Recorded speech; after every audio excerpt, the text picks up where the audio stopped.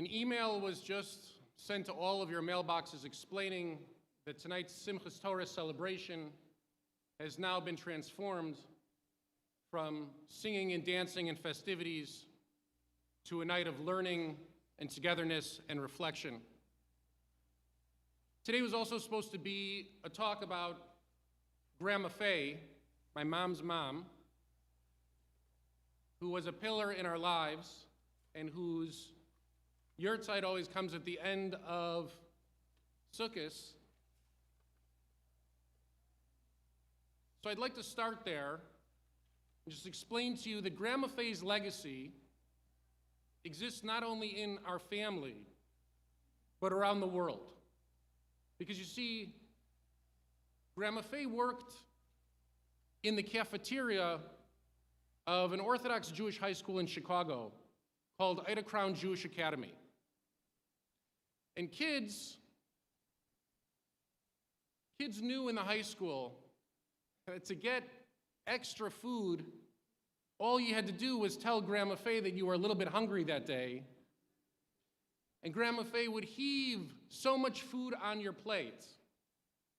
Because as a survivor of the Shoah, and in all honesty, as every person in my family seems, there can never be enough food if even you're just a little bit hungry. So it was 10 years ago that Blair and I moved to Israel for my year of study. And in Jerusalem, connected with close friends of ours, John and Rachel. They were almost like perfect friends because John knew my family going back decades and decades and decades, and Rachel knew Blair's family going back decades and decades and decades. And the first time we got together for dinner, John said to Blair, "You would not believe what kind of person Nolan's grandmother was. She took care of every Jewish high school student that was in that building." And that's the kind of feedback I receive as I travel really throughout the world.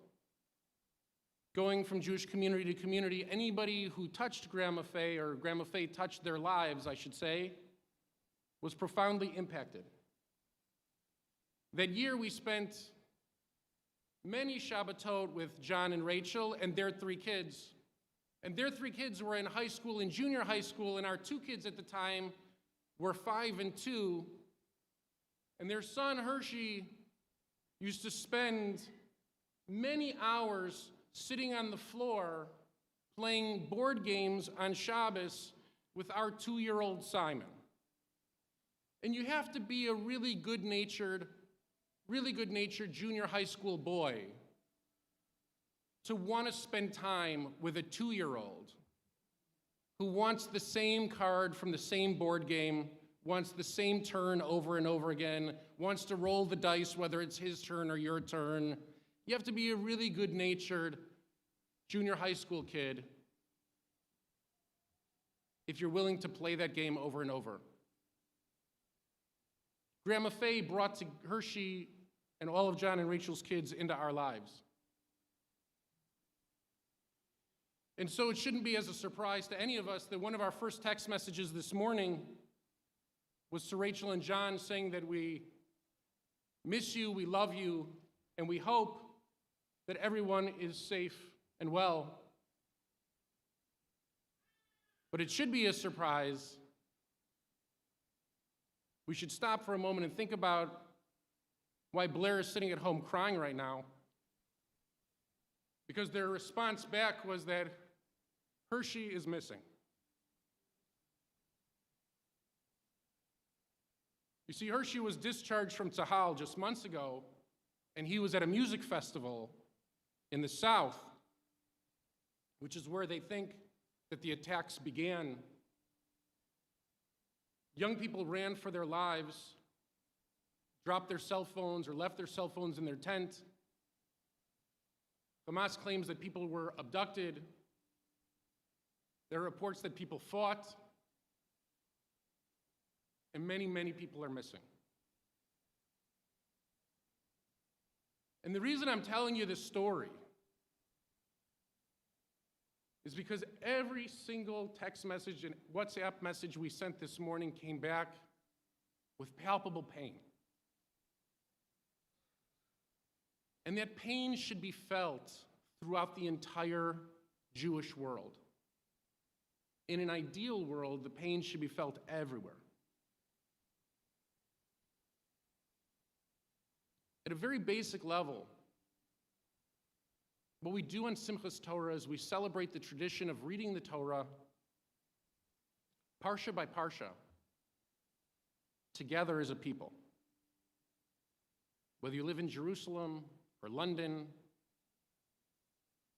Paris, New York, Los Angeles, Sydney, Australia, we read the same parsha week in, week out because we're one giant community. We're one family. And there are families all over Israel who are crying out in pain. There are wonderful families in Israel, like Rabbi Feinstein's brother, who is preparing to accept other families into their homes from the south because they live in safer neighborhoods. And as we sit here today, I would challenge you to think that on the eve of Simchas Torah,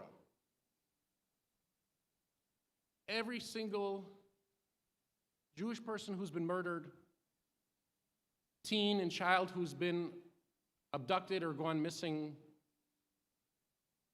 is a letter missing from the Torah today.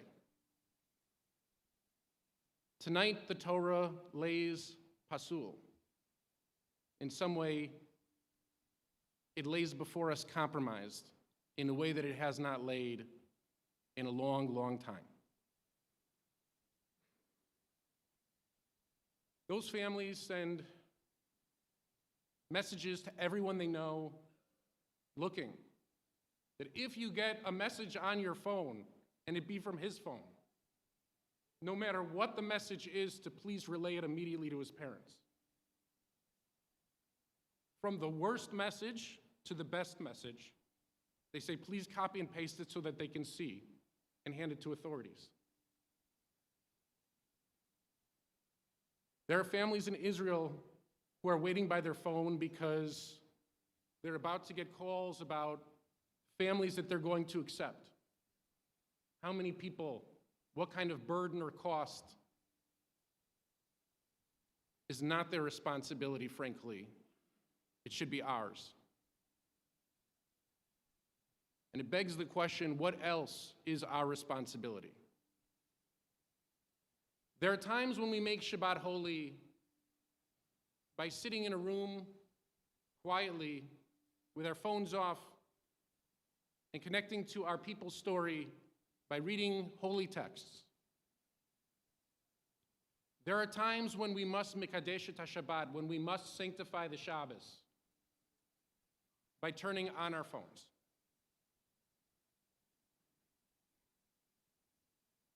I would strongly encourage everyone here today, after services, to walk out of this building and turn on your phone. I'd strongly encourage you to call your senators, your congressmen, the President of the United States. It's easy to support the Jewish people when we're dying.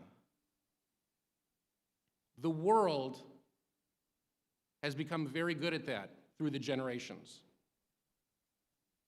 It's hard to support the Jewish people when we have to respond with overwhelming power and strength. The world has not gotten used to that reality yet. What's coming in the days and weeks ahead, we must step forward and prime the world for what's about to happen. Our congressmen, our senators, the president must be inundated with messages encouraging them to remain partners, allies of the Jewish state of Israel. This is a time for us, a test. And on this Simchas Torah, when traditionally we hold the entire Torah in our arms, it is in so many ways a broken Torah tonight. It is a Torah that calls us out of the comfort of our reality here in the valley. A Torah that calls us out of our comfort to action, to show up, to advocate for the cries and the pain and the heartbreak. Because Hershey is not just some kid.